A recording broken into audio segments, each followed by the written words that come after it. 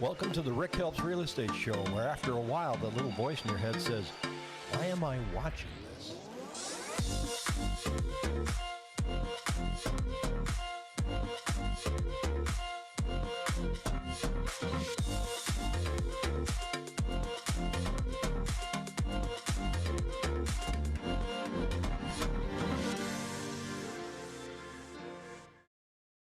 Hey, wouldn't you know it, we made it to Wednesday. Happy Wednesday, folks. Hope your Tuesday was great. I had some latency buffering issues yesterday on YouTube. It just kind of started spinning.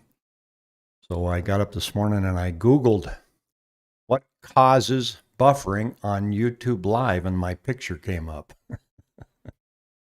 So I did some research. I think I fixed it. There's a lot of different things that can cause it to buffer, but it's kind of confusing on my end. I have one program open that I use to switch back and forth, and then on the other side over here, I see YouTube about 5 to 10 seconds behind. And while I'm talking yesterday, I look over and it's just spinning. I'm like, oh boy, that means on your end, you just see a frozen screen, and I'm sitting here going, okay, what do I do? So when you look at the replay, it's real choppy. I'm leaving it up there just for educational purposes. It's an interesting industry. So I should have been an IT guy before I started this. Either that or just call my son. So this morning, we're sitting at 4,350 listings, which has been about average for a Tuesday. We've been a little bit lower on Tuesday, and we've seen them kind of start popping up now on Wednesday. So tomorrow will be interesting.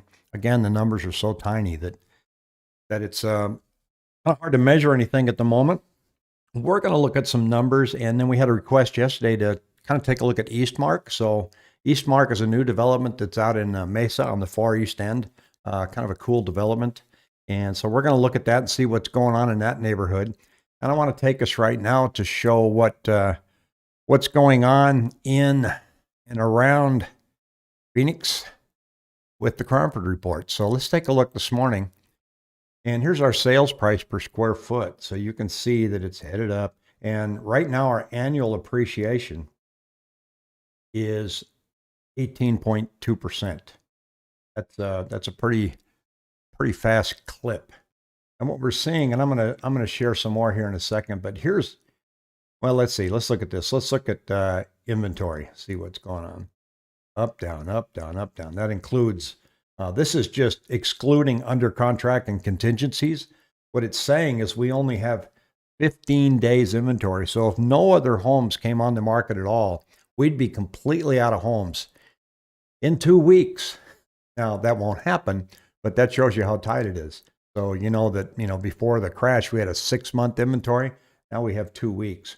What that leads to is it's saying right here, in past extreme seller markets, 5,000 over asking price was typically enough to win the contract. But here's what's going on. In January, the median over ask price was $6,000. By February, it was $10,000. In March, $11,000. And so far in April, the average is $15,000. Harry, Cinco de Mayo, party like a Kennedy. Okay, let's go out tonight. This is going to be fun. So thanks for watching, Terry. So every month it's going up almost another 5K as far as the average. And averages are hard to tell. It's hard to do business and say, well, this is the average and this is what you can bid, because you have to go down into details and start pulling up the listings in that area and see what's driving the average. And it takes some time, and I'll show you how I kind of do it here in a second. I'm going to pop over here to the mortgage rates today. And this is, now remember, this is a national chart and a national survey, and your mortgages are going to vary from lender to lender, from day to day. So as we kid, Pat, what's your rate? It all depends on the program, depends on your credit, depends on the lender. So shopping for rates is tricky, but looking at rate trends is pretty easy to follow. So right now here I'm going to show you on here, May 4th. It's going to be hard to see on your end, but May 4th, the average 30-year nationally is 3.1.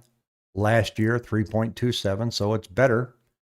We had a 52-week low of 2.75 and a 52-week high of 3.45. So it has changed a little bit when you look at the daily mortgage rates here. See where it says plus 0 and 5-1 arm went down like a tenth of a point. So they're hovering and coming down ever so slightly. So they're just kind of in limbo.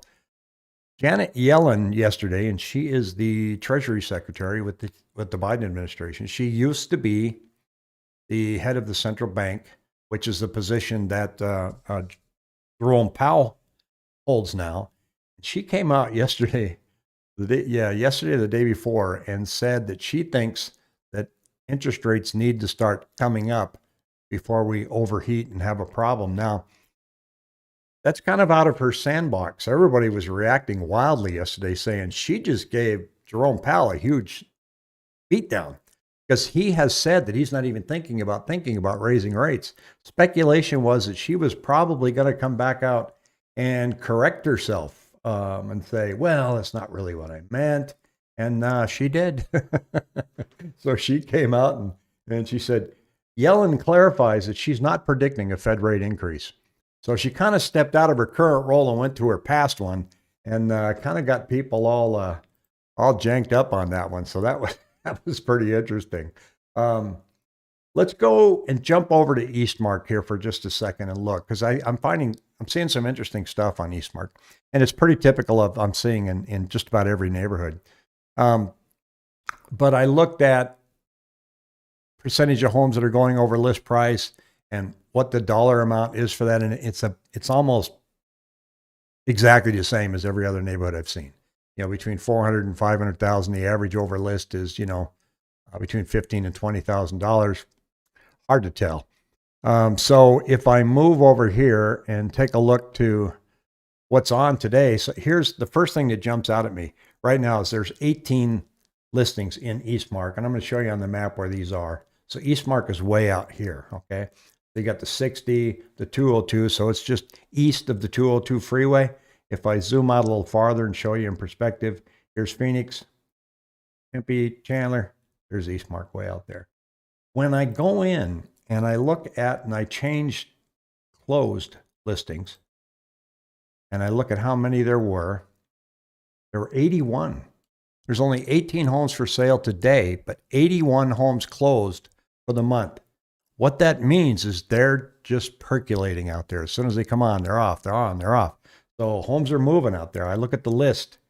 Now, when I look at the list of closed listings, I like to take a look. So here's one closed 320, right? It's 1,200 square feet. So if I click on that listing and I look at the detail, it shows me that it had an asking price of 300 and it sold for 320. That's pretty average for that price point. It says it's about $15,000 over list. So you can go down and you can look at each one of these. Here's one for 355, and I can pull it up and go, they were asking 334, they got 355 for it. The higher up you get in the price points, the more those vary. Here's one for 400,000, and they asked 365 and it went for 400,000. So nothing's going for the list price. And the list price is kind of interesting nowadays, right? I mean, are people going and they're looking and saying, well, here's how it comps, so let's list it at this? Are they listing low on purpose? I don't think it matters anymore because the market just tells you what it's going to be. Here's one, 399, went for 436. Here's one with a beautiful sunset picture behind it. It is, I'm not going to go through all 81 of these. So 410 went to 440. Let's move up to the higher range here, see what's going on. 515,000 here. Beautiful kitchen. Some wild tile there on the bottom. 469 went for 515, and I'm going to scroll up to the very, very high end here. This was 1.2 million. Did anybody overbid on this one? 1,050,000. It came in at 1.125. So they went up. Here's one for 739, and it looks like it's a brand new build. 738, 739.9. So I don't have any data on new builds. I can't go out and look at that. Job Seeker says Lake Mead will drop to the point where they're worried in the past threatened electricity generation in Hoover Dam. The hydropower serves millions of customers in Arizona, California, and Nevada. You know, Arizona's talking right now of putting in water restrictions, severe water restrictions for the first time ever.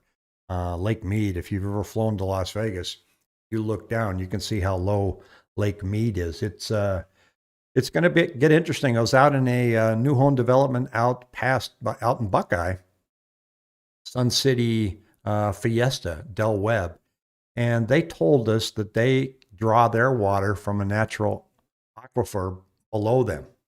And so they aren't worried about the water supply. But I think, the water's down there because it came from up here. So that's eventually going to, be a problem too. But water's a problem in Arizona, no doubt, especially in Prescott for some reason. That can be a grunt. So, but going back and looking at some of these homes out here and some of the list versus ask price, everybody's writing an offer with an appraisal contingency, which means I'm offering you 30,000 more, and if it appraises 30,000 less, I'm going to come to the table with $30,000 to close the gap. VA loans, what happens with them is if they don't come in at your bid price, your contract price, they send you what's known as a tidewater. In other words, they give you a chance to send them more comps and say, oh, well, did you see these? And you have to justify your price. And you go as hard as you can so that your buyer doesn't have to come to the table with more money. But it's getting harder and harder to do that now. But VA sends you what's known as a tidewater notice, but they don't tell you how far off you are. So it's kind of nerve-wracking. You're expecting it. You're not going to hit that number because you bid high, but then you go, well, did we even hit the original number? So it's challenging. FHA, they just tell you what the number is, and you don't get a chance to go back and change it. Conventional, you can. You can ask for another appraisal. But FHA, when it comes in and it comes in where it's at, it sticks. It sticks to the house. So appraisals are the name of the game right now, and sometimes they're working out great, and other times they're just a flipping disaster. So we need to watch that. I didn't do the 7-day moving average today because it doesn't really change that much. I was seeing that we were kind of having about 125 more listings come up than what went under contract, and that's a good sign, but I don't think it's a long-term trend.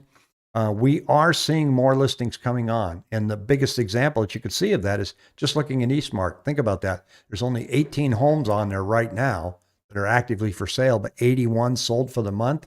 So that means tomorrow there's probably going to be 6 more homes come on as 6 more drop off. So it's fluid. So when you're looking for homes, you've got to be on an updated list, and you've got to act quickly because they're up, then they're gone. That's just the name of the game, folks. So tomorrow, we're just going to take a look at the numbers again. We're going to keep trying. We're going to keep trying to see a trend. I'm going to let you know any other things that pop up. What I do is I look in the morning. I start about 7 o'clock, and I just start trolling around and looking at the MLS, reading the Crawford Report, look and see if anything sticks out that's out of the ordinary. This morning, nothing did, but we still had some cool things to take a peek at. And I appreciate everybody coming and looking. Oh, by the way, I found my trailer. I'm going to pick it up next week. So I am going to be a happy camper this summer. Everybody have a fabulous Cinco de Mayo.